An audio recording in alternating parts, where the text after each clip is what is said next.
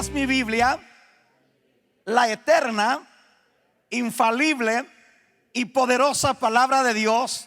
La leeré, la obedeceré y la viviré cada día de mi vida. Denle un aplauso de alabanza a la palabra del Señor. Aleluya. Gloria a Dios. Quiero invitarle que vaya conmigo al Evangelio de Mateo. Es el primer libro del Nuevo Testamento.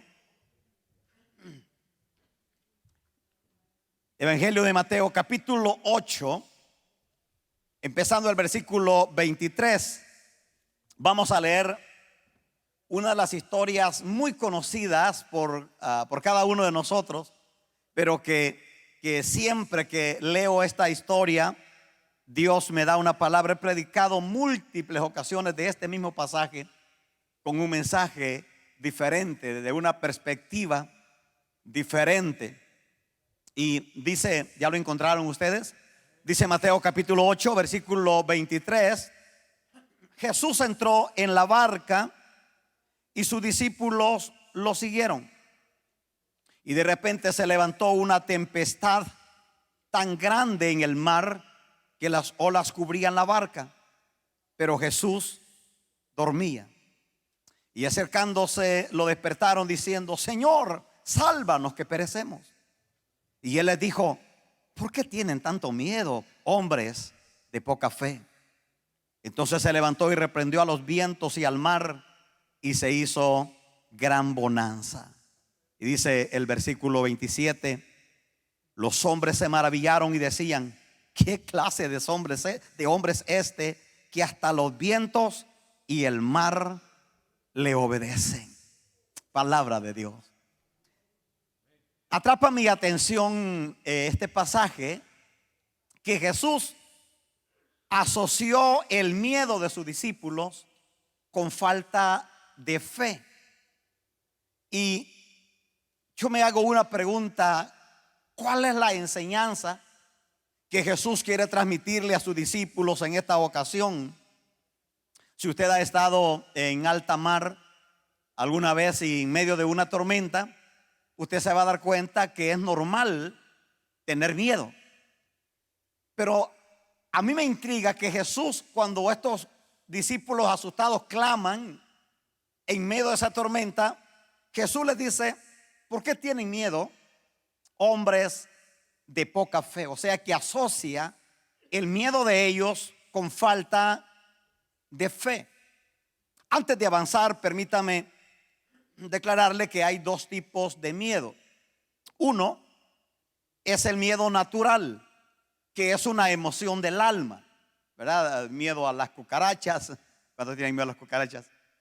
Miedo a los ratones, miedo a la migra.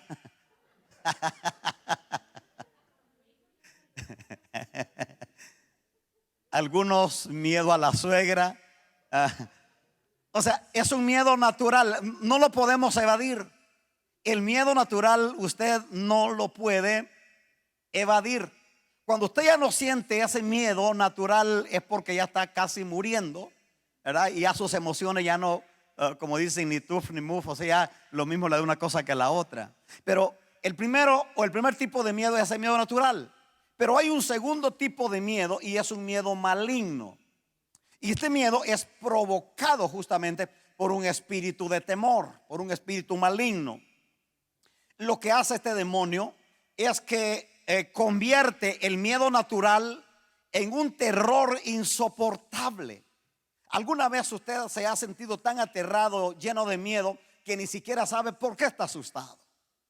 Mire, en el correr de la vida he mirado personas a hacer decisiones que yo digo, en sus 5 sentidos nadie las haría, pero las hacen en medio de un miedo que ni siquiera saben por qué están teniendo ese miedo. Entonces usted se va a dar cuenta que el miedo de los discípulos no era un miedo natural. ¿Por qué le digo esto? Porque los discípulos, bueno, la mayoría de los discípulos del Señor eran hombres experimentados en alta mar, en estar en alta mar y en medio de tormentas. Eran pescadores. Yo tengo en mi familia, tengo familiares que son pescadores, se dedican a la pesca. Y aquí entre en confianza, no le vaya a decir a nadie, pero nunca fui bueno para andar en alta mar, menos en medio de una tormenta. Siempre que me metía con ellos para andar allí, terminaba todo mareado, asustado. Y siempre decía, es la última vez que voy a meter, pero la curiosidad me volvía a meter, pero igual me asustaba. Ahora, ¿por qué estos hombres que eran experimentados en tormentas, experimentados en estar en alta mar, están tan asustados al punto que están pensando que se van a morir? Que le dijeron, Señor, despierta porque perecemos, nos vamos a ahogar. ¿Por qué están ellos tan asustados? Y Jesús les pregunta, le dijo, ¿por qué tienen tanto miedo? Fíjese, después les da una lección objetiva. Y la Biblia relata que Jesús se levanta. Mire que le arruinaron la siesta, ¿verdad? A Jesús, pero Jesús se levanta, reprende al viento, reprende al mar, y la Biblia dice que se hizo gran bonanza, se hizo una calma impresionante. Ahora, lo que Jesús, esto es introduciéndome a lo que creo Dios nos envía en este día. Lo que Jesús está diciéndole a estos discípulos asustados no es por qué están asustados en cuanto a lo natural, sino que Jesús les está diciendo, ¿por qué tienen tanto miedo si saben que yo estoy aquí con ustedes? ¿Por qué están asustados si saben que yo soy el Dios todopoderoso? Ya los discípulos habían mirado a Jesús caminar sobre las aguas, ya lo habían mirado a levantar a Lázaro de la tumba, ya lo habían mirado levantar paralítico, ya lo habían mirado hacer milagros, maravillas, pero ahora están asustados. Y Jesús les dice, porque esto es lo que yo considero que es la razón por la que Jesús les pregunta, ¿por qué tienen tanto miedo? Y yo le añado, sí, aquí estoy con ustedes. Por eso le he titulado al mensaje de hoy, ¿cómo vencer el temor? Porque si usted es honesto consigo mismo, se va a dar cuenta que sin importar los años que usted tenga en la iglesia, en el cristianismo, sin importar lo que usted sepa de la Biblia, sin importar el nivel de unción que haya logrado en la vida cristiana, de repente vienen circunstancias cuando usted dice, ya no voy a poder seguir.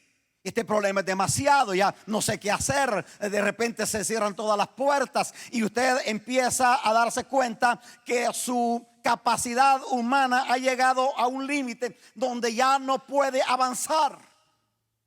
Y es allí donde yo creo profundamente que necesitamos entender, usted y yo, que esta lucha o esta batalla espiritual que usted y yo tenemos es una batalla que ya está ganada. Eso quiero que usted lo analice, lo guarde en su corazón. Es una batalla que ya está ganada. ¿Por qué? Porque Jesús ya la ganó por usted y por mí en la cruz del Calvario. Entonces, lo que Jesús les dice, si yo estoy con ustedes, ¿por qué están tan asustados? El apóstol Pablo le dice a la iglesia en Roma, capítulo 8 y el versículo 31 de Romanos, se lo voy a leer de la traducción lenguaje actual, dice, solo nos queda decir, después de todas las penurias que él ha mencionado en los versículos anteriores, acerca de las persecuciones, las rivalidades, los azotes, las cárceles, las penurias que el apóstol había sufrido. Ahora el apóstol dice en el versículo 31, solo nos queda decir que si Dios está de nuestra parte, nadie podrá estar en contra de nosotros. La Reina Valera dice, si Dios es por nosotros, ¿quién contra nosotros? Usted puede decir eso así, pero con seguridad, porque es fácil recitarlo, es fácil aprenderlo de memoria, pero no es fácil declarárselo en la cara al diablo cuando el problema está pesado. El apóstol Pablo no crea que estaba allí en la playa con un coquito helado y con chile y limón. No, el apóstol Pablo está encadenado, está azotado, está con una amenaza de muerte. Pero el apóstol Pablo dice, ¿qué pues diremos? Si Dios es por nosotros, ¿quién contra nosotros? Es como si usted ha leído la historia de David, que está en el primer libro de Samuel. Una historia fascinante, que los que tenemos la providencia divina de predicar la palabra, hemos predicado centenares de veces de la historia de David y Goliat. Pero cuando usted mira la historia, a mirar los detalles chiquitos de la historia, uno siempre habla de la grandeza que David mató a Goliat y bla, bla, bla, y todo ese rollo está bonito. Pero cuando uno mira los detalles de la historia, usted se da cuenta que cuando Goliat está amenazando a Israel, hay 50,000 soldados, guerreros israelitas, que están escondidos, metidos en el monte, asustados con un solo hombre. Ustedes se cuenta que el problema era grande, porque para que un hombre esté asustando a 50,000 guerreros de Israel, quiere decir que no era cualquier hombre. Relata la historia en el primer libro de Samuel, capítulo 17, que cuando Saúl y el ejército miraban a Goliat y aquel los amenazaba, les entraba un terror insoportable y tenían que huir a la montaña a esconderse. Pero de repente aparece un niño en la escena llamado David. Los doctores en Biblia afirman que David debe de haber tenido como 17 años. ¿Habrá alguien de 17 años aquí? Yo tuve 17 años un día, tú ya casi, ¿verdad? Ahí está el ejemplo de David. David, dicen los doctores en Biblia, debe haber tenido como 17 años. David no era un guerrero. David era un pastor de ovejas. Claro, en ese oficio Dios había demostrado que estaba con David. Había matado osos, había matado leones, pero ahora está enfrente del gigante. Pero yo quiero que mire usted los detalles, que cuando David se presenta para decir que él va a pelear en contra de ese gigante, todo el mundo lo desecha. Nadie confía en él.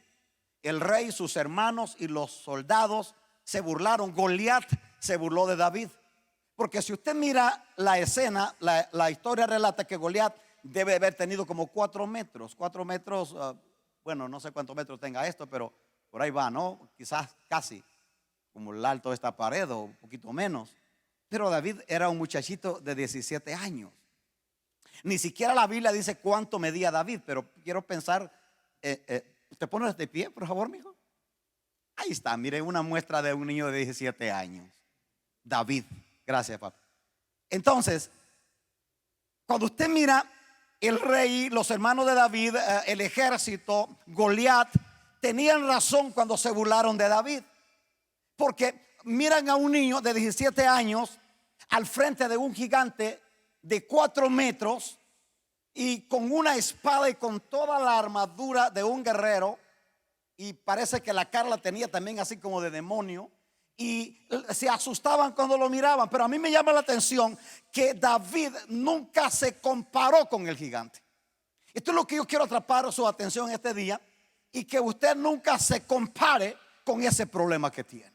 Usted nunca se compare con la adversidad, nunca se compare con el enemigo, nunca se compare con el diagnóstico, porque David nos da una lección objetiva. Él nunca se comparó con el gigante. Si David se compara con el gigante, David sale corriendo aterrado de miedo, porque se hubiera dado cuenta que él no podía pelear contra ese paladín. Pero David hizo algo extraordinario. David comparó al gigante con el verdadero gigante, Jehová de los ejércitos. Y cuando él compara a este gigante Goliat con el verdadero gigante, se da cuenta que era un enano y lo mira en el piso y sin cabeza. Y por eso David se arma de valor y se le para en el frente a Goliat y le dijo: tú vienes a mí con espada, con lanza, con jabalina, con todo el armamento que ellos utilizaban, pero yo voy a ti en el nombre de Jehová de los ejércitos, el Dios de los escuadrones de Israel, al que tú has provocado. Aleluya. Y oiga usted que David le profetiza la derrota a ese gigante. Y le dijo: hoy mismo, no mañana, hoy mismo el Señor te va a entregar en mis manos y te voy a matar, te voy a cortar la cabeza, y el cuerpo tuyo y el de todos los filisteos van a ser entregados a las aves del cielo y a las bestias del campo. Wow. Yo pienso que Goliat, cuando escuchó semejante declaración, pensó que este muchachito estaba delirando del miedo. Lo que no sabía que en los próximos minutos él iba a estar en el piso, justo sin cabeza, y todo el pánico que Israel tenía se volteó hacia el enemigo, el ejército filisteo, y la victoria fue contundente. Ahora, mírelo usted desde el punto de vista nuestro. Hay problemas en la vida, puede ser un diagnóstico, puede ser una amenaza legal, puede ser un problema familiar, puede ser una quiebra financiera. Hay problemas que son más grandes que nosotros. Y cuando usted compara ese problema con usted dice: no puedo, aquí no voy a poder. Pero si usted compara ese problema con Jesús, que Él es el modelo perfecto que vino a modelarnos la vida cristiana. El otro día escuché a alguien decir por la internet que Jesús, todo lo que vivió aquí en la tierra, lo vivió como Dios. Por favor, si Jesús viene a vivir como Dios y a vencer al diablo como Dios, ¿qué esperanza nos queda a nosotros? No, la Biblia dice que Jesús enfrentó al diablo y lo venció como hombre, no como Dios. Claro, Él era Dios, o sea que es un misterio, el Dios encarnado. Pero Jesús, el hijo de María y el de Nazaret, o sea, era como hombre. Por eso se cansaba, tenía hambre, lloraba, se deprimía, tenía tristeza. En el Getsemaní Jesús dijo: mi alma está angustiada hasta la muerte. Dice que sus lágrimas eran, o su sudor, perdón, eran como grandes gotas de sangre. ¿Usted cree que Dios le iba a pasar eso? Dios nunca se asusta. Dios nunca tiene hambre. Dios nunca se deprime. Lo que pasa es que es el misterio que de repente, si lo perdemos de vista, llegamos a pensar: claro, pues Jesús venció al diablo, Jesús venció la tentación porque Él era Dios. No, Él era 100% Dios, pero 100% hombre. Él vivió como hombre en la persona de Jesús de Nazaret, pero resucitó el Cristo, ¿verdad?, como el Dios todopoderoso. O sea, Jesús nos vino a enseñar que se puede vencer toda mentira del diablo cuando ponemos nuestra mirada y nuestra fe en el Dios todopoderoso.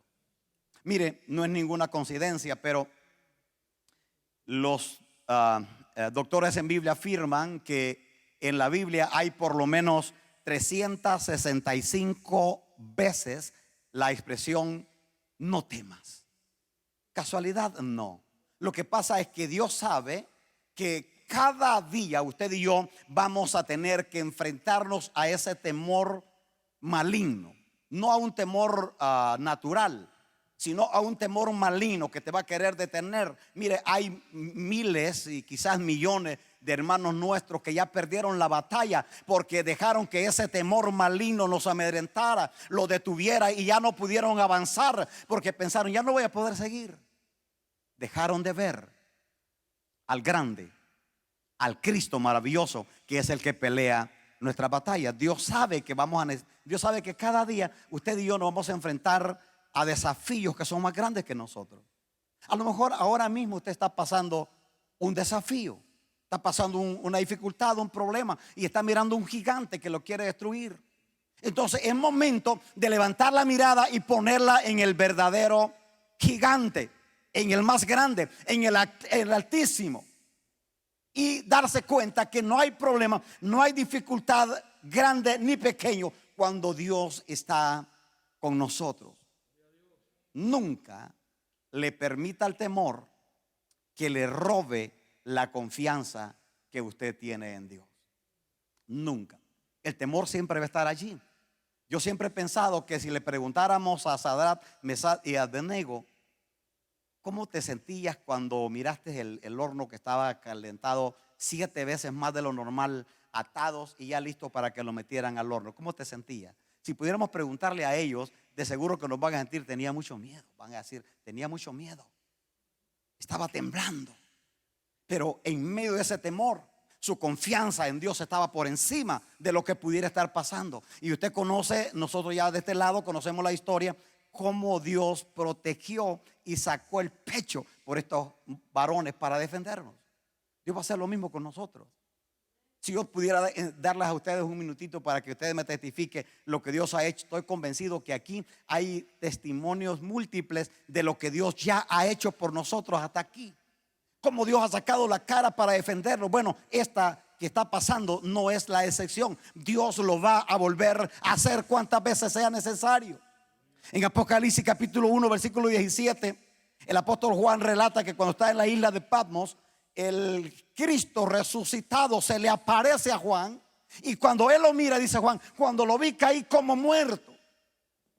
Y entonces Jesús le pone la mano derecha encima a Juan, y oiga este detalle, le dijo, no, yo soy, no temas. Nota usted el mensaje que Jesús le está diciendo a Juan. Juan está, la historia relata que Juan debe de haber tenido por lo menos entre 97 a 100 años de edad. Está en la isla de Patmos después de haber pasado todas las penurias, queriendo terminar con él el imperio romano, pero luego lo meten allí para que muera de viejo y que se lo coman la fiera. Y allí Jesús, el Cristo resucitado, se le aparece, y cuando Juan cae asustado, como muerto a sus pies, Jesús le pone su mano derecha y le dijo, no temas, yo soy. Y le añade, tengo las llaves de la muerte y del Hades. Hablamos hace unos días de esto. Ahora, después de semejante declaración, Juan empieza a tomar fuerza cuando ya parecía que ya no había esperanza. Y tenemos, hermanos, la revelación más pura y más hermosa del Nuevo Testamento, como es el Apocalipsis, que surgió en un momento cuando parecía que ya no había más esperanza, y Jesús aparece en la escena.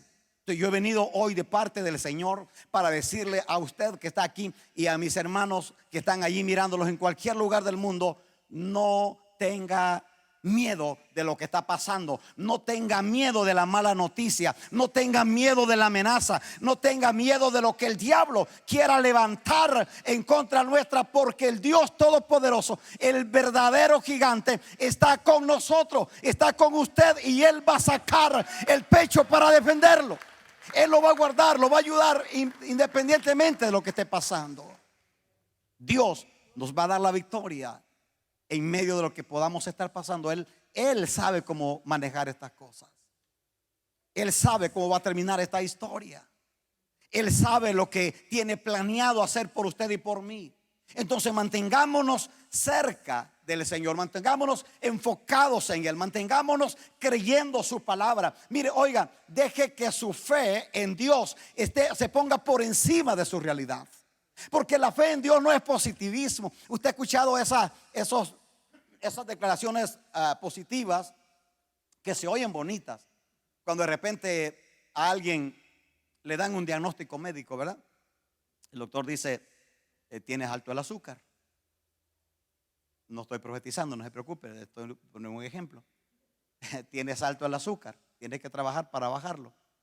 Y este creyente en su positivismo dice, no tengo azúcar, reprendo todo espíritu de azúcar. Mira, este espíritu de azúcar hay ahora.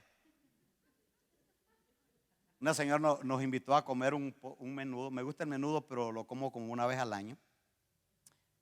Y nos invitó a comer menudo. Uy, hermano, qué rico ese menudo. Pero cuando yo le hice así con la cuchara y podía sacar toda aquella grasa que estaba arriba.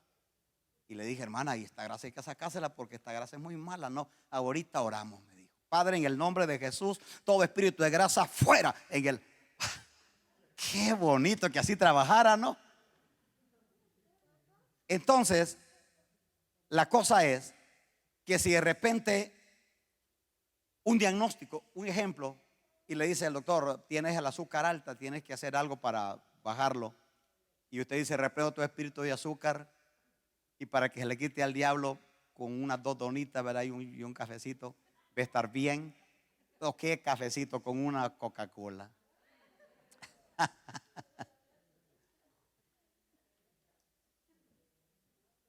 Pero qué diferente es la fe. Qué diferente es la fe. La fe no esconde el problema. La fe no dice, no tengo ningún problema. De repente su financiera le dice, tienes que hacer arreglos porque ya tienes 6 meses sin pagar la casa y te la van a quitar.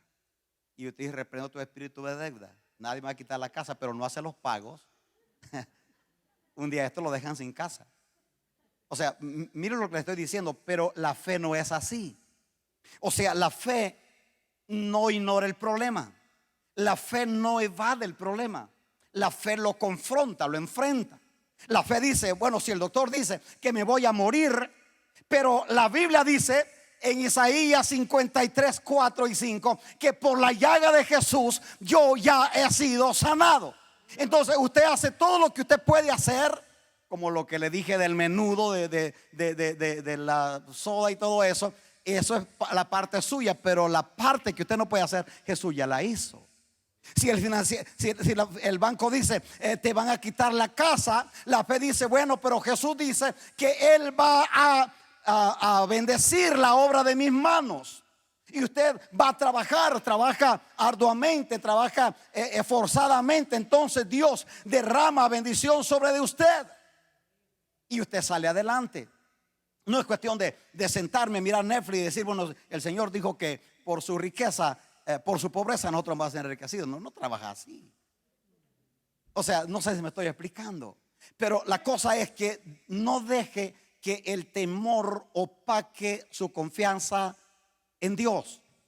Haga que su fe siempre esté por encima de su realidad, hermanos, porque el diablo, lo he dicho bastante desde acá, pero quiero volverlo a decir, el diablo siempre te ataca a través de la intimidación.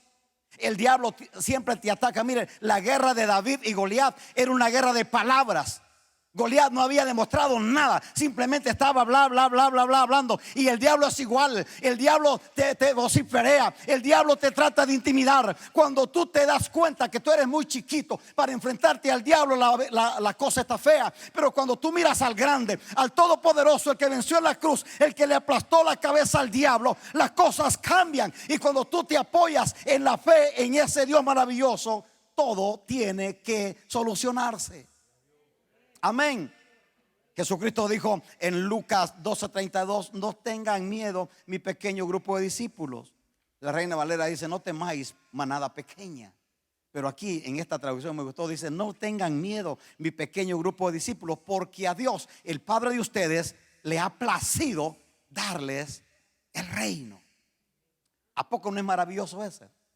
Fíjese que lo más terrible de este espíritu de temor, que no es un temor natural, sino que es un demonio que está convirtiendo el temor natural en un pánico o en un terror insoportable. Lo más terrible es que ese espíritu de temor atrapa la mente, atrapa la voluntad, atrapa la intención de la persona y hace que lo que está temiendo se haga realidad. Está en la Biblia, no me lo estoy inventando. Mire, en el libro de Job, capítulo 3, versículo 25, usted que ha leído la historia de Job y sabe todo lo que Job pasó, fíjese, 3:25, Job dice, el miedo que presentía me ha sobrevenido. Lo que me daba tanto terror me ha acontecido. Leyendo este pasaje, llego a la conclusión que Job cada día estaba asustado. Aunque era un hombre justo, recto, temeroso de Dios, apartado del mal, pero o sea, cada día estaba diciendo, oh my God, y yo no sé, ¿y qué si le pasa algo a mis hijos? ¿Y qué si viene un loco por ahí y me mata a mis hijos? ¿O qué si pierdo todas las cosechas? Si pierdo las ovejas. Me imagino que él estaba asustado, porque aquí lo dice él. Dice, el miedo que presentía me ha sobrevenido. O sea, lo que yo temía me está pasando. Yo no sé si usted ha conocido personas o usted mismo ha pasado por una situación que de repente está teniendo tanto temor que está hasta declarando lo malo que le puede pasar.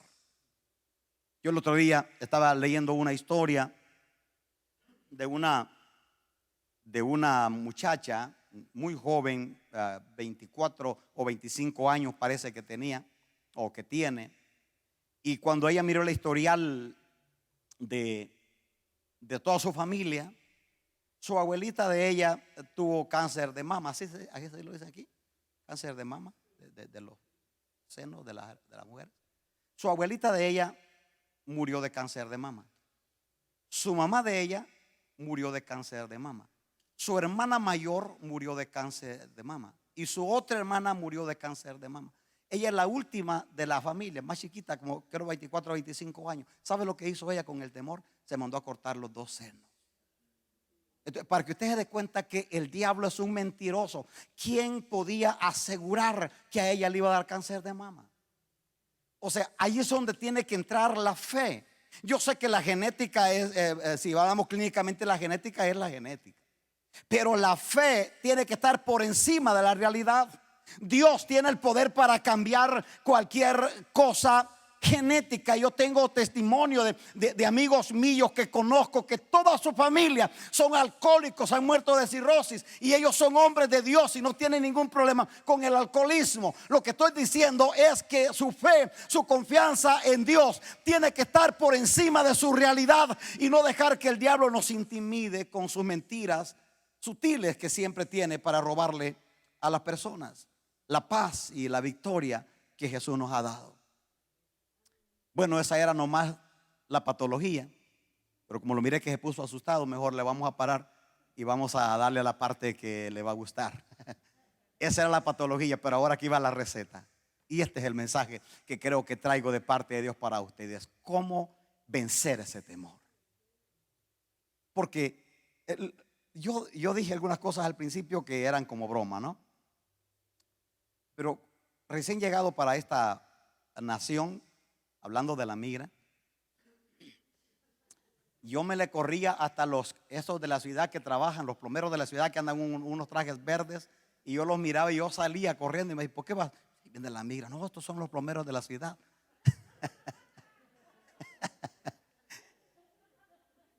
y usted bien sabe que cuando uno está asustado, uno, como un dicho que oí por ahí el otro día, mira hasta monos con trinchetes, ¿verdad?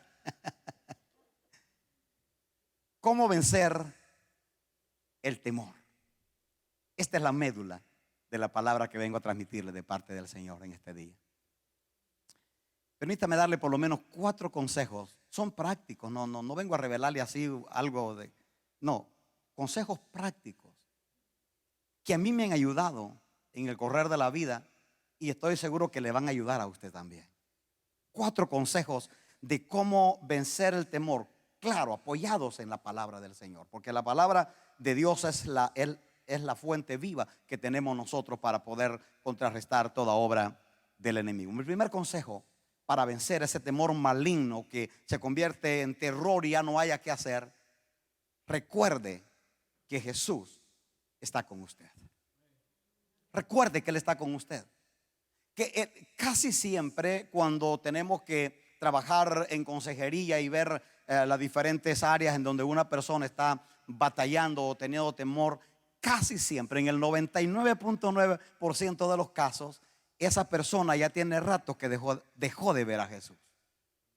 Ya tiene rato que no está orando lo que debería de orar. Ya tiene rato que no está leyendo la Biblia. Ya tiene rato que se desconectó de hombres y mujeres de fe. Ya tiene rato que se fue alejando poquito a poco, porque nada pasa de la noche a la mañana. Todo tiene un proceso. Y si algo tiene el diablo, es que tiene paciencia. El diablo va esperando que el creyente se vaya alejando, se vaya alejando, se vaya alejando, se vaya alejando, y dice el diablo: oh, that's good, lo estás haciendo bien. Un poquito más, un pasito más lejos. Y el diablo espera hasta que ya se alejó lo suficiente de Jesús. Y cuando ya está lejos, que este creyente ya no puede ver el gran Dios que tiene, entonces le tira el dardo. Lo hizo con Pedro. La Biblia dice que Pedro iba caminando. Cuando miró a Jesús caminar, Pedro: Señor, si eres tú, pues que yo también camine, ¿verdad? Me encanta que Pedro era de esos que yo quiero ser como Jesús. Y Jesús le dijo: pues vente, mi hijo. Pedro se tira de la barca y empieza a caminar sobre el mar. Wow, I'm Peter, caminando sobre el mar. Pero de repente la Biblia dice que Pedro, al ver las grandes olas, y eso me da la pauta para pensar que Pedro dejó de ver a Jesús y empezó a mirar las olas, el mar embravecido. Y en el momento que él deja de ver a Jesús, empieza a hundirse. Cuando de repente la fe nuestra empieza a flaquear y empezamos a llorar en medio de problemas que en otro tiempo los vencíamos, es porque ya dejamos de ver al gran Dios que está con nosotros. Entonces mi primer consejo ahora es: recuerde que Jesús, el Jesús de la Biblia, el Todopoderoso, Él está con usted siempre. Ahora, déjenme hago aquí un paréntesis para explicar esto, porque el diablo siempre va a tratar de acusarte. Y por eso usted va a ver que de repente el diablo hace que un creyente pegue el paso en el vacío, haga algo que él sabe que no debería de haber hecho. Y cuando hace lo que no debería de haber hecho, entonces va a la otra parte y le dice: ve lo que hiciste. De nada te sirve ir a la iglesia. De nada te sirve que seas creyente. ¿Para qué cantas? ¿Para qué haces esto? ¿Para qué lees la Biblia? No estás haciendo nada, eres un hipócrita. Entonces el diablo empieza a ponerle una culpabilidad y el creyente se empieza a dar cuenta: sí, ya no, mejor ya no voy. Mejor ya no voy a orar, mejor ya no me voy a consagrar porque soy un hipócrita. Y amén, dice el diablo. Porque el diablo lo que trata es de robarte. Entonces yo vengo a decirle esto: Jesús está contigo, pero Jesús no está para señalarte, para aplastarte, para arruinarte. No, Jesús está para levantarte, para socorrerte. Y Él sabe que si te equivocaste, si hiciste lo que no deberías de hacer, Él tiene el poder, Él tiene la solución para volverte a levantar.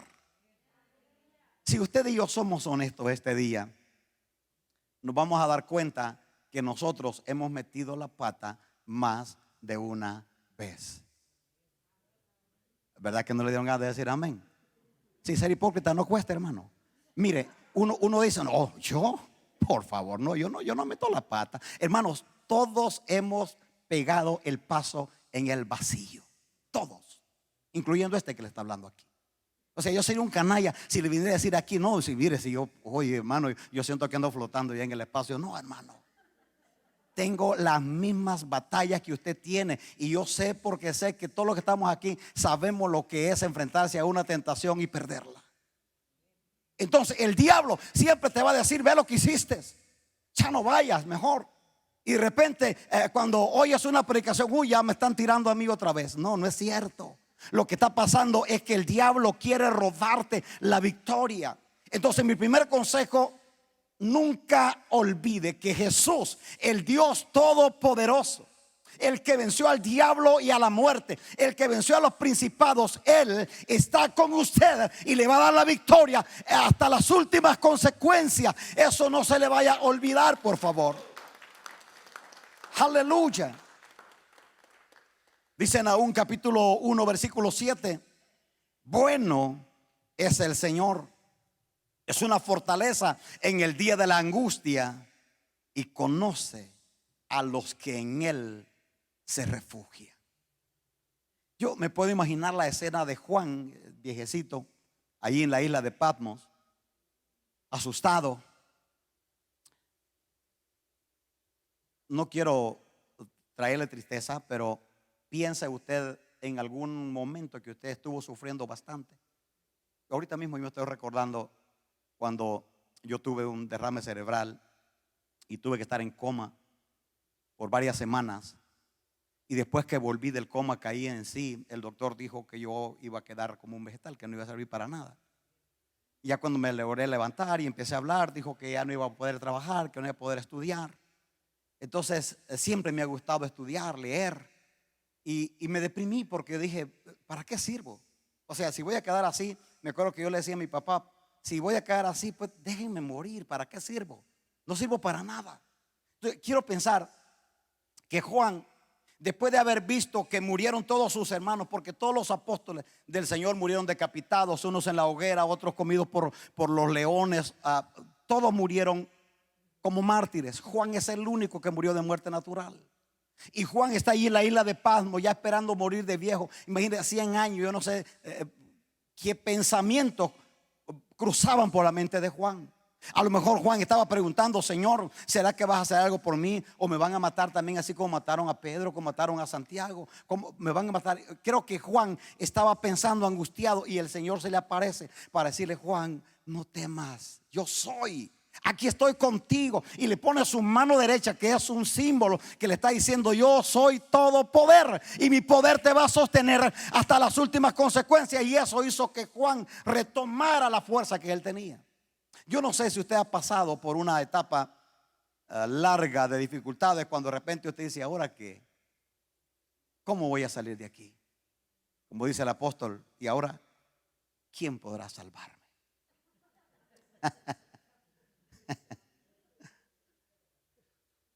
Una señora me dijo el otro día: oiga, yo no sabía que el Chapulín Colorado no era apóstol. Ahora como puros apóstoles, ¿no? Ya me sacaron ustedes del hilo que llevaba. ¿Te imaginas, Juan, en la isla de Patmos? Señor, ¿me vas a ayudar? ¿Me vas a socorrer o me van a matar? Así como mataron a todos mis hermanos. Esa preocupación de Juan ha de haber sido terrible. Pero allí Jesús aparece. Y lo que quiero decirle es que en esa ocasión, cuando yo me acuerdo que le decía a mi padre, estaba muy chiquito, y yo le decía a mi papá: si voy a quedar así como dice el doctor, pues mejor déjeme morir. ¿Para qué quiero vivir así? Pero cuando las cosas fueron pasando y se fueron dando, y ahora ya de este lado, cuando yo miro, yo puedo darte mi palabra de honor que Jesús no se va a quedar con los brazos cruzados cuando tú pones su confianza en Él. Porque mi padre y mi mamá, ellos se aferraron. Yo no sabía nada de Dios en ese tiempo, pero mi papá y mi mamá se aferraron. No éramos ni cristianos, hermano. Simplemente que ellos se aferraron con esa fe inocente que ellos tenían, y creyeron que Dios iba a hacer un milagro, y Dios lo hizo. Y de allí para acá han surgido cada milagro, cada cosa grande que Dios ha hecho. Y por eso le hablo con mi corazón. Dios lo va a sacar de ese problema que está enfrentando. Le va a dar la victoria. Y cuando usted ya esté del otro lado, usted va a poder decir: Dios es todopoderoso, y Él no va a dejar jamás a un justo desamparado. David dice en el Salmo 56:3: cuando siento miedo, confío en ti, mi Dios, y te alabo por tus promesas. Mire qué lindo. Cuando siento miedo, confío en ti y te alabo por tus promesas. Luego dice: confío en ti, mi Dios, y el miedo se me va. Qué tremendo, ¿no? Y luego dice en el versículo 4 al final: nadie podrá hacerme daño jamás. Esa es la seguridad de un hombre o de una mujer que sabe que Jesús está con él. Una vez, esta es una anécdota que leí, dicen que le fueron a tocar la puerta a una señora que estaba llena de pánico porque le iban a quitar su casa. Ya le habían dicho muchas órdenes que le iban a quitar su casa. Y cuando tocan la puerta, o algún travieso del barrio, y la señora responde: ¿quién? Y dijo la voz: soy el diablo y vengo por tu casa. Y la señora dice: Jesús, aquí te está hablando el diablo.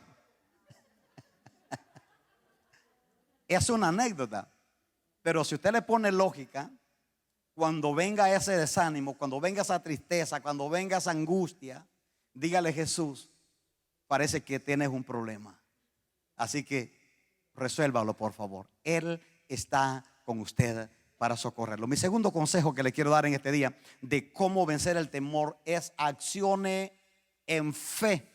No accione en la realidad, accione en fe. La fe, dice Hebreos 11:1, que es la sustancia de las cosas que se esperan. Es la convicción de cosas que no miramos. Entonces, accione en fe. Y aquí es donde tropezamos la mayoría de creyentes. Mire qué ironía. El otro día llegó a mis manos un libro muy bonito, se llama Creyentes Incrédulos. Y yo digo: no puede ser. No match, como dice el gringo, ¿no? Creyentes Incrédulos, así es el libro. Se lo recomiendo, está bueno. Y usted se va a dar cuenta que muchas veces nosotros los creyentes, los que se supone que tenemos la seguridad del gran Dios que tenemos, hacemos cosas que parecieran. Ese libro dice que hay ateos que viven como si Dios existiera, pero hay creyentes que viven como si Dios no existe. De allí que ese mismo libro dice que hay dos tipos de ateos. Está el ateo práctico y el ateo teórico. El ateo teórico es aquel que dice Dios no existe, pero se comporta como que si Dios está con él. Y está el otro, el ateo práctico, que es aquel que dice: oh, Dios existe, Él es mi papá, está conmigo, pero vive y se comporta como que Dios no existe. Yo no sé si me logré explicar. Accione en fe. Accione en fe. Deje que su fe esté por encima de su realidad. La fe, oiga esto, míreme acá por favor. La fe, su fe, tiene el poder para paralizar toda mentira del diablo. Su fe. Gracias por su entusiasmo. Su fe, la fe que usted tiene el poder de paralizar toda mentira del diablo.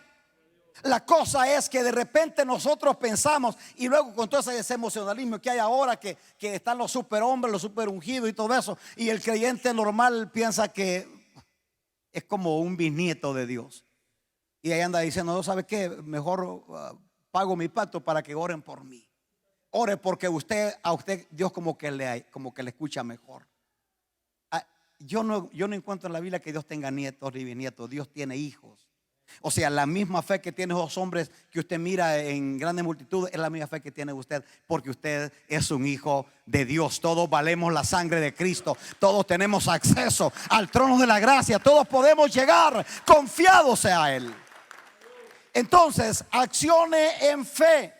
El Señor siempre va a honrar su fe. Dios no va a honrar sus buenas intenciones. Ya nos metimos en un lío aquí, ¿verdad? Sí, porque a veces uno tiene buenas intenciones, ¿verdad? El otro día me dijo una señora, pues ya tiene rato que no viene a la iglesia, me dijo, pastor, yo sé que no he estado ahí con ustedes en persona, pero en espíritu estoy allí. Entonces, si mira por ahí alguna sombra, tal vez es que ella anda por acá, ¿no? Porque, me dijo que en espíritu siempre está con nosotros acá. Tremendo, ¿no? Ahora, Dios no va a honrar buenas intenciones. Eso téngalo por seguro. Me cae también que se lo quisiera decir de otra manera, pero le mentiría. Dios no va a honrar sus buenas intenciones, porque entonces el libro de los Hechos sería el libro de las buenas intenciones de los apóstoles. No, es el libro de los Hechos. Entonces Dios va a honrar su fe. Pero si usted se va a dar cuenta, la fe siempre nos lleva al riesgo. La fe lo arriesga todo por Cristo. Entonces, asegurémonos de que nuestra fe está activa, puesta en Dios, no puesta en lo que tengo. Mire que esto es sumamente delicado, porque de repente uno hace planes y todo lo que hace, pero no lo hace pensando en Dios. No lo hace en base a lo que Dios puede hacer, sino que lo hace en base a lo que tengo. Qué silencio. Estamos pensando. O sea, yo le platicaba a mi esposa, recién nos casamos nosotros. Usted se va a dar cuenta que recién casado uno sufre muchas penurias y se enfrenta a tantas cosas, ¿verdad? Y nosotros teníamos un sueño de una casa con mi esposa y nosotros diseñamos el plano, lo hicimos, no, que quiero esto, que quiero lo otro, que quiero lo otro, y lo hicimos. Después fuimos con el arquitecto para que validara el plano, que lo pasara a la ciudad, y ya estábamos en la casa de nuestro sueño. Pero cuando vamos con el arquitecto para que lo valide y que nos haga el cálculo con cuánto tenemos que prepararnos para la casa, resulta que nuestra casa, la que diseñamos, costaba $580,000. Y el problema era que nosotros teníamos $5,000 para darlos en el entre, pero hacía 2 semanas el Señor nos había pedido esos $5,000. ¿Te acuerdas? Hace 2 semanas el Señor nos habló y dijo, a los dos nos habló, ya le he contado la historia, y el Señor dijo, entrégame lo que tienes de enganche para tu casa y yo te voy a dar tu casa. Pero lo que no me explicó que no me quería dar una casa de $580,000. Y Dios me la hubiera dado, hermano. Crea que Dios me la hubiera dado. Pero cuando llegamos con el arquitecto y dijo, wow, that's amazing. Estaba emocionado mirando en los planos y todo, y hasta nos hizo en la computadora, hizo el dibujo y todo. No, nosotros bien contentos. Pero cuando ya nos dijo que era más de $500,000. Entonces, ahí se nos cayó la quijada. Y la primera pregunta que hizo: ¿cuánto tienen de enganche? Le dije: no, no tenemos nada. What? No, nos miró así como: estos están más locos. Entonces me dijo: ¿te puedo ayudar? ¿Te puedo ayudar? Claro, le dije yo, pues si yo no sé nada de esto. Y resulta que ya cuando él figuró la casa, aún nos preguntó que cuánto ganábamos nosotros. Ya le dijimos cuánto era lo que nosotros ganamos en nuestros trabajos. Y en base a lo que ganamos, él figuró la casa y la hizo. Y es la cajita de fósforo que tenemos ahora.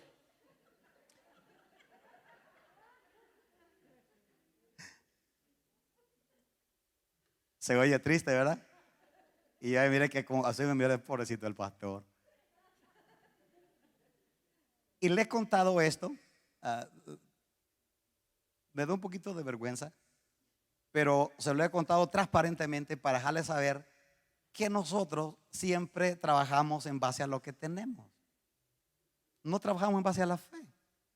Yo le digo a mi esposa: si hubiéramos logrado tener la fe, porque la fe es progresiva, la fe va progresando. En ese tiempo nosotros andábamos batallando y con trabajo conseguí esposa. Entonces, imagine para conseguir. Le digo a mi esposa: si hubiéramos tenido la fe, si nuestra fe hubiera estado tan fuerte como está ahora, porque ahora nos hemos embarcado en cosas, ella y yo, cosas locas, descabelladas y sin nada, y ¡pum! Y el Señor las prospera. Digo, si hubiéramos tenido esta fe en ese tiempo, tuviéramos una casa mejor. Pero esa fe que teníamos en ese tiempo nos alcanzaba para esa casita que tenemos. Entonces, lo que le quiero decir es que Dios siempre va a honrar la fe que usted y yo tenemos. Y Él va a trabajar para solucionar todas esas cosas que usted y yo no podemos solucionar. La fe es progresiva. Entonces, bien importante que dejemos que nuestra oración cambie. Nosotros trabajamos con eso. Ahí está mi esposa de testigo, trabajamos con eso. Porque nosotros llegamos delante del Señor casi como un mendigo, ¿verdad? Pidiéndole una migaja. Y los poníamos hasta bíblicos y espirituales. Señor, como aquella mujer que te dijo que los perritos comen de las migajas. No, no somos perros, hermano. O sea, sacamos de contexto a veces cosas de la Biblia para poder camuflajear nuestra falta de fe. Y fuimos haciendo arreglos, cambiando la manera de orar, pidiendo no como nietos, no como mendigos, pidiendo como hijos. Y no es arrogancia, porque si usted tiene hijos, usted es testigo que un hijo no llega con usted pidiéndole lo que ya le sobró, lo que no sirve. Yo escucho a los muchachos por ahí que le preguntan a su papá, le dice: ¿qué vas a querer para tu cumpleaños, mija? Quiero un iPad Pro, la última generación, no sé cuál es. Y si le quiere regalar un par de tenis, por favor. No quiere usted que se va a conformar con los tenis que usa el pastor. No, él quiere de lo que cuestan de $250, $300 y arriba. Se puso tensa la cosa, ¿verdad? No deje que su oración le robe el tesoro que usted tiene, porque a veces nosotros mismos nos autolimitamos. Aunque usted no lo crea, o a lo mejor sí lo cree, o ya lo ha escuchado, hay creyentes que oran más o menos así: Padre, yo sé que soy una cucaracha, Señor, que no merezco nada. Soy un gusano arrastrado, pero te pido, Señor, que me des una migaja por lo menos de tu gracia. Por favor. ¿Se imagina que su hijo llegue con usted un día y le diga: papá, yo sé que soy un gusano arrastrado, que no sirvo para nada, pero ¿me pudiera regalar un par de tenis? No, estos chamacos de ahora llegan y ya nomás le dice, hasta le dice qué tienda quiere que vaya. Porque ya sabe que si va para el Payless, no sé si existe todavía, pero en el Payless no va a encontrar nada que sea bueno. Que me perdone el Payless, ¿no? Pero no va a encontrar buenos tenis. No deje que su fe lo traicione. Oiga, mírenme acá, por favor. Ya, dejemos, no me hagan reír. Dejemos de broma. No deje que su oración le robe la bendición. ¿Oyó lo que dije? La oración le roba la bendición. Sí, la manera como ora. hagamos que nuestra oración sea una guerra abierta en contra del reino de las tinieblas. Que su oración ponga a temblar el reino de las tinieblas.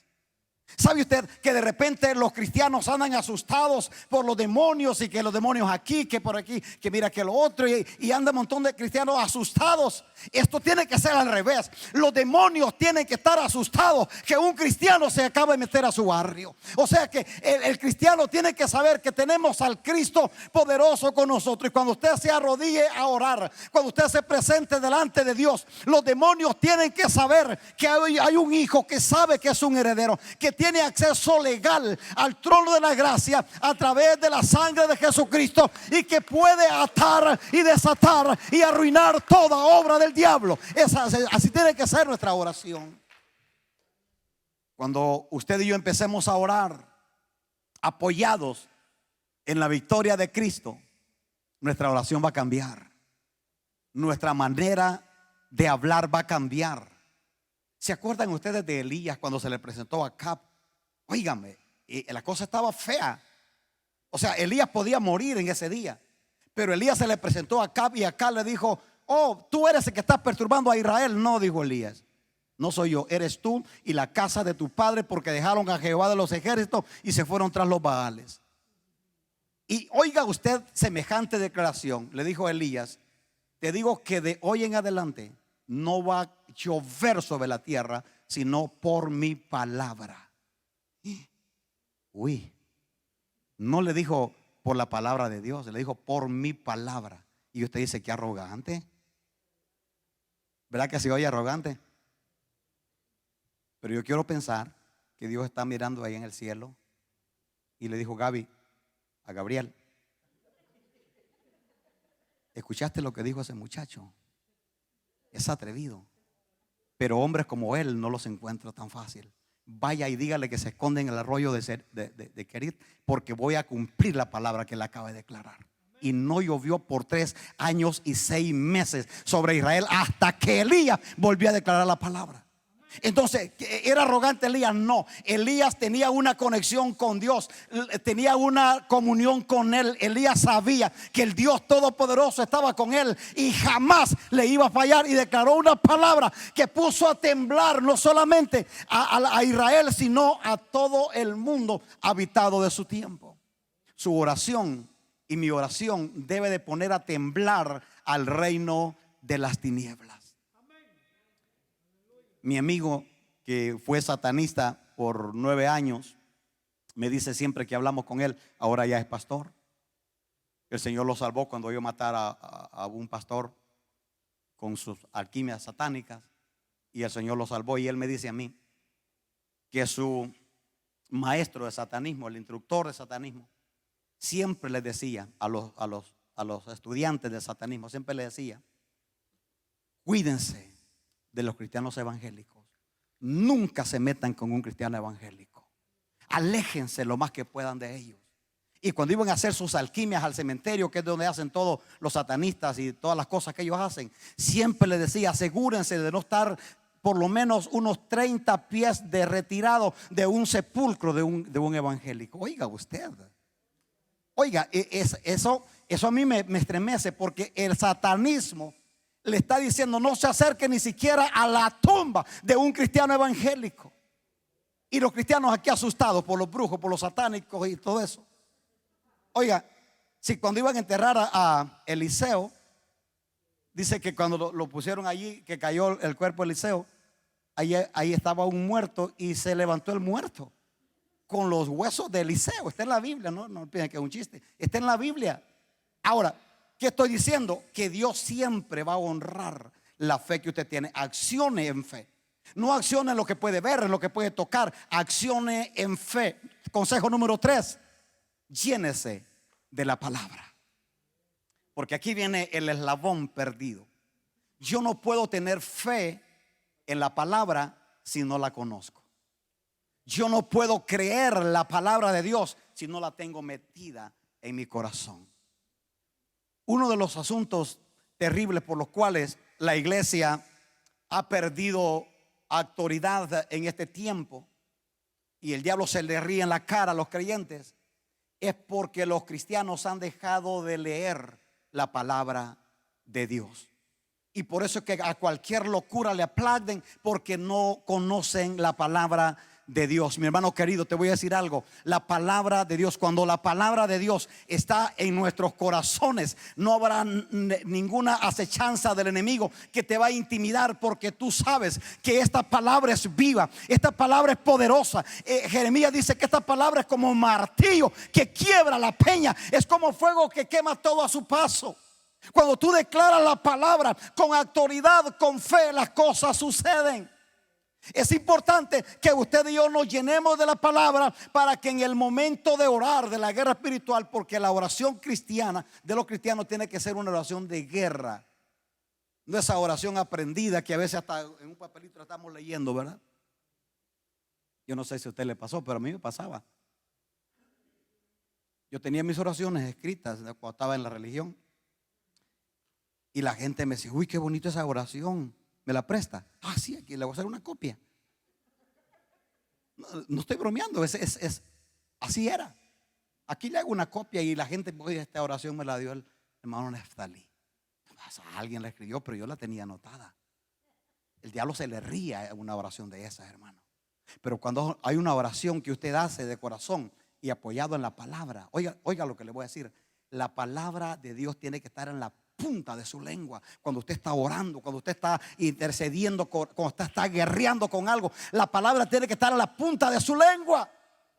Usted no puede llegar delante de un endemoniado o de un santero y dice, como dice la Biblia: espérate, déjame lo busco, y anda buscando en el índice a ver dónde está el libro. No, usted tiene que tener la palabra en la punta de la lengua y decirle con autoridad lo que la palabra dice, y Dios va a honrar su palabra, porque Él es un Dios fiel a su palabra.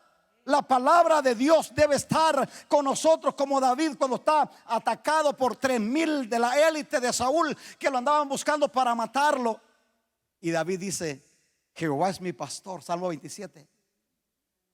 Jehová es mi luz y mi salvación. Salmo 27, ya estaba diciendo el 23, no, 27.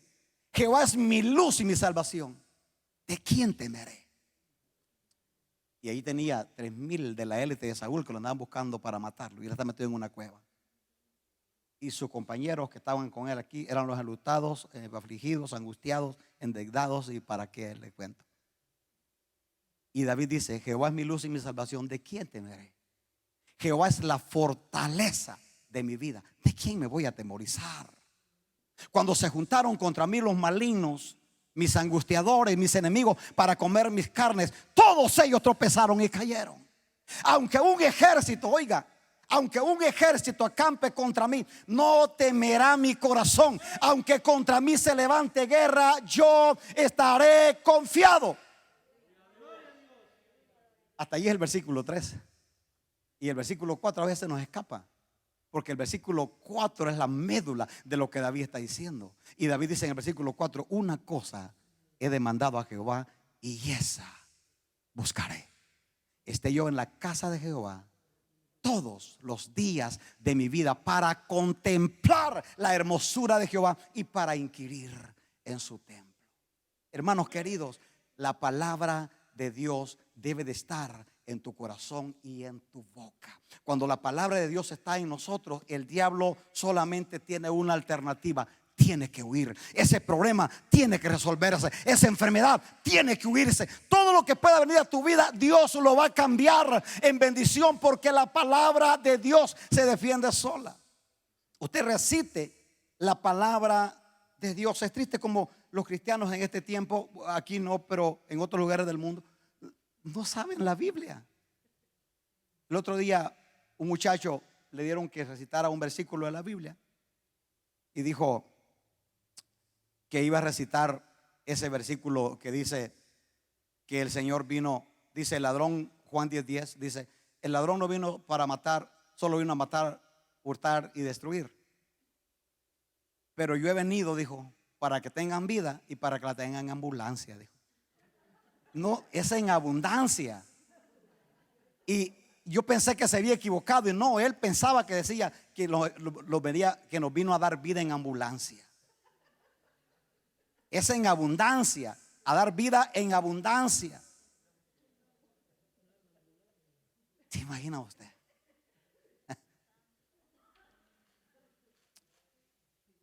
Por último, mi consejo número 4: ¿cómo vencer el temor? Lo dejé por último porque esto es lo que yo le llamaría la médula de lo que le estoy transmitiendo. Busque apoyo en su familia de fe. Busque apoyo en su familia de fe. ¿Sabe usted lo que el diablo está haciendo ahorita con la familia de fe? Ya nadie confía en nadie, hermanos. Se puso tensa la cosa, ¿verdad? Déjeme me armo valor para decirle esto. Nadie confía en nadie. Porque tú le cuentas aquí a la hermana Chonito un problema que estás pasando. Le dice, hermana Chonito, pero aquí entre nos, ¿verdad? La hermana Chonito le dice, no se preocupe, yo soy una tumba. Pero no le dijo que tenía un celular adentro de la tumba. Para el siguiente día todo el barrio sabe lo que le dijo usted. Sí, 1, 2. Nadie quiere confiar en nadie. ¿Por qué? Porque ya lo defraudaron muchas veces. Cuando alguien le confíe algo, este es un consejo que lo quiero dar aquí de mi corazón. Cuando alguien le confíe algo a usted y le dice, esto es nomás un asunto entre usted y yo, es confidencial, siempre y cuando no vaya a hacer algo para hacer cosas malas, guarde su integridad, guarde su lealtad, guarde su confidencialidad, que sea una persona confiable. Hermanos, encontrar a alguien confiable en este tiempo es una reliquia. No sé si aquí sabe que es una reliquia.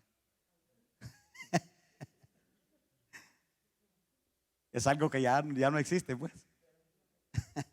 Entonces, busque apoyo en su familia de fe. Como ya me metí a este rollo y ya no me puedo salir, vamos a irlo más profundo. Acuérdate que le dije a su familia de fe, lo que significa que usted no puede contarle su problema a cualquier persona nomás porque diga gloria a Dios, aleluya, levante las manos y caiga al piso. No. Usted tiene que contarle su situación a una familia de fe, a un hombre y una mujer de fe que pueden unir su fe con ustedes, pelear juntos, guerrear juntos, agarrarse de las manos y tener la victoria juntos, hermano. Tú no sabes lo poderoso que es eso, cuando tú te puedes rodear de 3, 4 personas que saben que van a estar contigo hasta las últimas consecuencias. Wow, yo me recuerdo cuando fui diagnosticado de muerte y nomás me dieron 4 meses para morir, y que el doctor, que disfruta a tu esposa, pero es que se deje ella, ¿verdad? Disfrute a tus hijos, que viaje, que coma, mira, hasta la dieta me rompió, come lo que quieras. Y ya empezamos a comer donas y todo, ya usted sabe, ¿no? Y mi esposa le platicó, yo no le quise platicar a nadie, no soy muy bueno para andar diciendo cosas personales, pero mi esposa le platicó a un buen amigo que tengo en el área de Miami. Mi esposa fue para allá y le platicó lo que estaba pasando, y él me llamó a mí y me dijo, ya me dijo tu esposa lo que está pasando. Oh, sí, le digo, pero estamos en victoria con Cristo. Para ese tiempo ya nomás 2 meses nos faltaban, porque fue 2 meses después del diagnóstico. Él me dijo esto, me dijo, amigo, activa todos tus amigos, pastores y cristianos que tienes de fe, actívalos para que se unan, hagan un círculo de fe, de oración alrededor tuyo, y Dios te va a dar la victoria. No, pues hermano, cuando la cosa está difícil, el corazón se pone sensible y yo empiezo a hablarle a todos mis amigos, ¿verdad? A platicarles. Ya les he contado esta historia a usted, pero quiero repetírsela para dejarle saber que usted no puede confiar sus asuntos personales en cualquier persona. Un amigo mío lo invité a comer para hacer más elocuente la cita, y le conté el diagnóstico. Le dije, tengo 2 meses para morir, mi amigo. Quizás la última vez que vamos a comer juntos, pero nomás te quería platicar esto para que me ayudes a orar. Y me dijo, ¿qué te puedo decir? Yo tengo una palabra para ti, la que el Señor le dio a Isaías para Ezequías. Arregle su casa, porque si el Dios dijo que se va a morir, usted se va a morir. Mire que hasta ganas de quitar el plato de comida me daban, porque, oye, qué ánimo.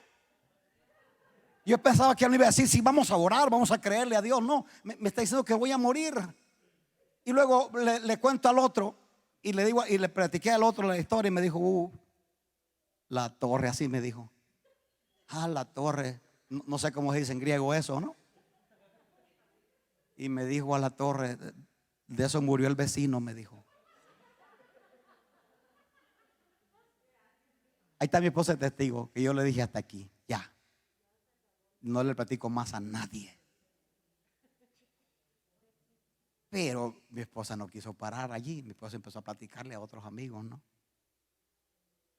Y me rodeé de un círculo de fe, de hombres y mujeres de fe alrededor de mí. Te voy a decir esto, te lo voy a decir aquí enfrente de Dios. Sentía ese respaldo. Lo sentía. Pero cuando tú sabes que tienes 2 meses para morir y tienes sueños, tienes anhelos, tienes ganas de vivir, porque no sé por qué dan tantas ganas de vivir después que uno sabe que se va a morir.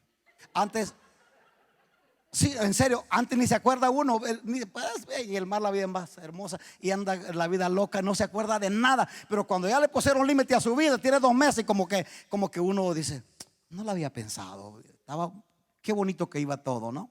Entonces cuando ya mi esposa platicó con otros y estos hombres se unieron a orar, me hablaban a cada rato en la noche, hermano, estamos orando por ti, me daban texto. Yo sentí ese respaldo, hermano. En menos de 6 meses Dios nos dio la victoria. Y aquí andamos todavía y vamos para largo, porque creo que Dios tiene un plan, un propósito. Ahora, busque apoyo en su familia de fe, no se aísle. Pero repito, no le cuente su problema a alguien que únicamente quiere chismear de su problema. Se oyó bien. Se oyó así bien raro, ¿no? Busque gente de fe. Hay gente de fe todavía. Hay gente íntegra. Hay gente de confianza. Busque gente que cuando usted se encuentre con ellos se agarre de las manos y empiecen a orar. Y el diablo va a saber que allí hay una sinergia de fe que pone a temblar el reino de las tinieblas. Yo me he encontrado con amigos pastores de aquí de la ciudad y a veces en otros países por la tecnología. En esos grupos de WhatsApp nos encontramos y oramos. Y cuando acabo de estar orando con un buen amigo mío de Cuba, y él estaba en un congreso de pastores allá, y estando allí él habló con los pastores y les habló acerca de mí. Le digo, no, hablemosle ahorita mismo. Y me hablaron. Yo estaba en la casa estudiando y recibo la llamada y oraron. Hermano, sentía que hasta temblaba mi oficina cuando la gloria de Dios cayó, porque habían hombres de Dios que estaban uniendo su fe conmigo para pelear una batalla que para una sola persona puede ser imposible. Pero cuando te rodeas de gente de fe, las cosas son diferentes. Aleluya. En Mateo 18 dice Jesús, en el versículo 19, otra vez les digo, mire, otra vez les digo, o sea que ya le había dicho bastantes veces antes, ¿no? Otra vez les digo que si 2 de ustedes se ponen de acuerdo en la tierra acerca de cualquier cosa que pidan, ¿qué? Cualquier cosa que pidan será hecha por vuestro Padre que está en los cielos. Porque donde 2 o 3 estén congregados en mi nombre, allí estoy yo en medio de ellos. Palabras de nuestro Señor Jesucristo. Busque apoyo en su familia de fe, no se aísle. El diablo va a querer aislarlo. El diablo va a querer ponerlo enfrente de esos cristianitos, que yo siempre digo que son cristianetes, que lo divulgan cuando usted les platica algo, o que le dicen como ese loco que me dijo que me iba a morir, así como su vecino. Entonces, para desanimarlo, se imagina que yo me hubiera desanimado y pues, ¿sabes qué? Bueno, si me desanimé, y lo gracias a Dios porque tengo una esposa que no le para, ¿no? Entonces ella siguió buscando ayuda, pero yo ya no quise buscar ayuda porque me desanimaron los primeros 2 que les dije. Entonces, busque apoyo en hombres y mujeres de fe. Si usted es una mujer, busque apoyo en mujeres de fe. Hay mujeres que la van a ayudar, que van a estar con usted, que se van a agarrar de la mano, van a orar y van a pelear su batalla. Aquí están las mujeres, aquí las puede encontrar usted. No tiene que andar batallando ni ir a China, no, aquí están. Aquí puede encontrar mujeres de fe con las que puede unirse a orar, y el diablo se va a dar cuenta que hay una sinergia espiritual que no la puede vencer. Mire, Salomón, el hombre más sabio, Eclesiastés 4:12 dice: una sola persona, traducción lenguaje actual, una sola persona puede ser vencida, pero dos ya pueden defenderse. Pero si tres unen sus fuerzas, ya no es fácil derrotarlas. La Reina Valera dice: cordón de tres dobleces no se rompe fácilmente. Hermanos queridos, la sinergia en el reino de Dios es una herramienta poderosa para tener la victoria. Nunca se le olvide estos consejos, por favor. Se los voy a repetir. Recuerde que Jesús está con usted. Número 2, accione en fe, no en lo que está mirando, no, en fe, en lo que Dios puede hacer. Número 3, llénese de la palabra de Dios, que su corazón, su mente y todo su ser esté lleno de la palabra de Dios. Y número 4, busque apoyo en su familia de fe. Póngase sobre sus pies, por favor.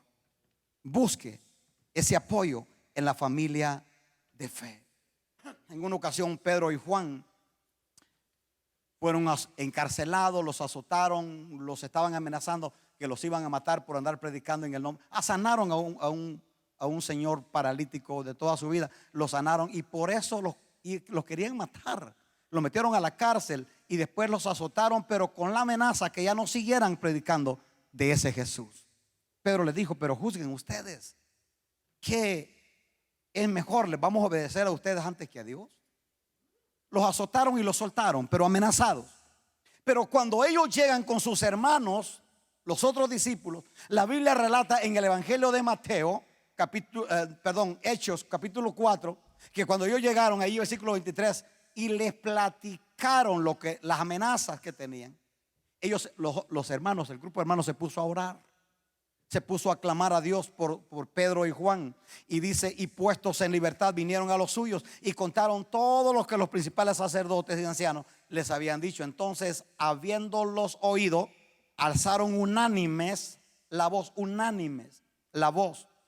y dijeron: soberano Señor, tú que creaste el cielo y la tierra, el mar y todo lo que existe. Versículo 29, mira ahora las amenazas que le están haciendo a nuestros hermanos, a tus siervos, y concédeles que con denuedo hablen la palabra de Dios. Y entre tanto que tú extiendes tu mano y haces sanidades, prodigios, señales en el nombre de tu Hijo Jesús. Y dice el versículo 31, y cuando hubieron orado, el lugar en el que estaban reunidos tembló, y todos fueron llenos del Espíritu Santo y comenzaron a hablar con denuedo la palabra de Dios.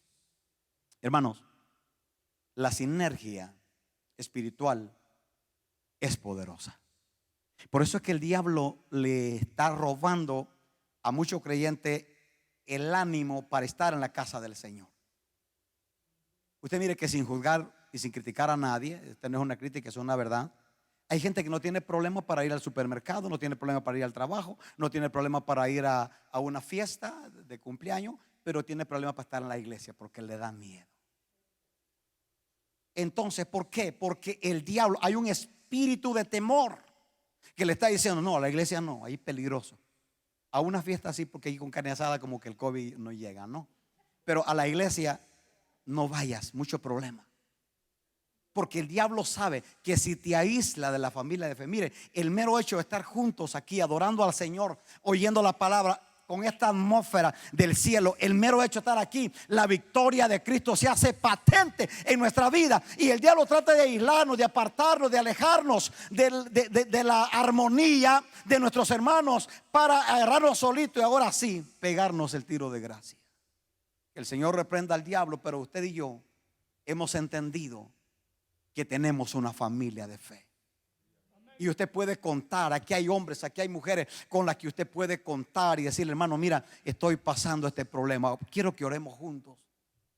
Quiero que clamemos juntos. Cuando son palabras de Cristo, si dos se ponen de acuerdo en esta tierra acerca de cualquier cosa que pidan, será hecha por nuestro Padre que está en los cielos. Cierra tus ojos un momentito y vamos a pedirle al Padre, en el nombre de Jesús, en este día, que Él nos ayude para que nuestra fe siempre esté por encima de nuestra realidad. Padre, gracias, gracias, gracias, gracias por tu palabra. Tu palabra es viva, tu palabra es eficaz, tu palabra es transformadora, tu palabra se defiende sola. Gracias porque por tu palabra podemos conocer y saber que tú tienes el control total de nuestras vidas, de nuestra situación. Yo no sé, mi hermano querido, qué es lo que usted está enfrentando en este momento. Si el Señor nos manda esta palabra es porque Él sabe que quizás estamos enfrentando temores, estamos enfrentando amenazas, estamos enfrentando desafíos. Hay un gigante que te quiere intimidar, pero yo quiero animarte hoy para que pongas tu mirada en el verdadero gigante, en el Dios todopoderoso, en el Altísimo, el Ayón, el más grande. Pon tu mirada en Él y deja que la gloria de Dios pelee por ti. Así como David no se comparó con el gigante, sino que lo comparó con el Dios todopoderoso y Dios le dio la victoria. Dios te va a dar una victoria a ti en este día. Busca la presencia del Señor en este momento. Yo siento a Dios, siento la atmósfera del cielo abrazándonos, que ha llenado este lugar. Este día nos vamos a ir con una victoria. Nos vamos a ir libres de temores, libres de preocupaciones, de aflicciones, porque sabemos que el Dios todopoderoso está con nosotros. Vamos a accionar en fe, no a lo que nuestros ojos naturales están mirando, sino en lo que la palabra de Dios nos está diciendo. Vamos a llenarnos de la palabra de Dios y vamos a refugiarnos en nuestra familia de fe. Juntos vamos a tener la victoria. Levanta tus manos al cielo si puedes y dile: Padre, aquí estoy, te necesito. Tú sabes las aflicciones, los desafíos que estoy enfrentando. Te pido, Dios, que tú me llene de tu gracia, de tu presencia. Ayúdame a ser diligente para estudiar tu palabra y llenar mi corazón de tu palabra. Ayúdame también para poder unirme a mi familia de fe y saber que no estoy solo, que tengo hombres y mujeres de Dios que confían en Dios. Quiero unir mi fe con ellos para honrarte y para servirte. En el nombre de Jesús. Padre, gracias porque nos sigues hablando de la manera que te podemos entender. Te pido, Dios, por cada familia representada en este lugar, en este auditorio, y por cada familia que está allí en cualquier lugar del mundo. Sé con ellos, ve las amenazas que ellos están viviendo, Dios.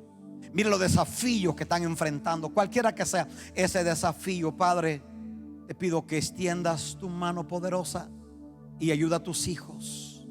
Ayúdales, dele la gracia, dele la fe, la sagacidad, el denuedo, para que puedan enfrentar con valentía lo que tengan que enfrentar.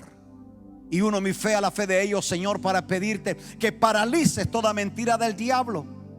En el nombre de Jesús declaro inoperante toda obra infernal, todo espíritu contrario que quiera llevar pavor y terror a tu pueblo. Es atado, lo declaro inoperante en el nombre de Jesús. Y declaro que la gloria de Dios nos abraza y nos bendice, nos da nuevas fuerzas para avanzar. Mi hermano querido, llénate de la gracia de Dios. Yo siento a Dios caminar en este auditorio buscando un corazón que cree su palabra. Este día vamos a ser abrazados por Dios de una manera impresionante. Este día vas a ver a Dios liberarte de temores, de aflicciones. Este día vas a ver a Dios sanarte de enfermedades. Este día vas a ver a Dios resolviendo problemas familiares, resolviendo asuntos financieros. Este día vas a ver a Dios hacer cosas extraordinarias a favor de ti, porque Él es tu Padre. Él es el Dios que te ama y te ama de verdad. Padre, gracias, gracias. Yo bendigo cada familia, bendigo cada hombre, cada mujer, cada niño, cada joven. Bendigo a cada uno aquí y en cualquier lugar del mundo. Te pido, Dios, que tu gracia pueda llevar alivio y que nada ni nadie nos vaya a robar la paz, la victoria que tú ya nos has dado. Mientras la iglesia aquí sigue adorando al Señor, yo quiero dirigir una palabra a mis amigos que amablemente han estado allí escuchándonos durante toda esta predicación. Mi amigo querido, nada es más relevante en la vida que Jesús en tu corazón. Ábrele tu corazón a Cristo en este día. Recíbelo como el Señor y Salvador de tu alma. Yo quiero dirigirte en una oración breve pero poderosa. Dile: Señor Jesús, gracias porque tú pagaste en la cruz por mí. Aquí está mi corazón, te lo entrego. Te quiero servir y te quiero amar el resto de mi vida. Perdona mis pecados, escribe mi nombre en el libro de la vida. Ayúdame para triunfar en todo lo que tenga que pasar, en el nombre de Jesús de Nazaret. Déjame orar por ti, mi amigo querido. Padre, gracias por esas vidas, por esos amigos que escucharon tu palabra, Señor, y que este día ellos están conociéndote a ti como el Señor y el Salvador de su alma. En el nombre de Jesús te doy la gloria, te doy el honor, te doy las gracias, porque yo sé que tú estás allí dándoles la gracia, dándoles de tu favor, dándoles de tu misericordia. Espíritu Santo, sé con mis amigos ahora. En el nombre de Jesús, dele, Señor, la fuerza que ellos necesitan para triunfar. Deles también la fuerza que necesitarán para vencer todo obstáculo del enemigo, todo lo que el diablo quiera poner en su camino.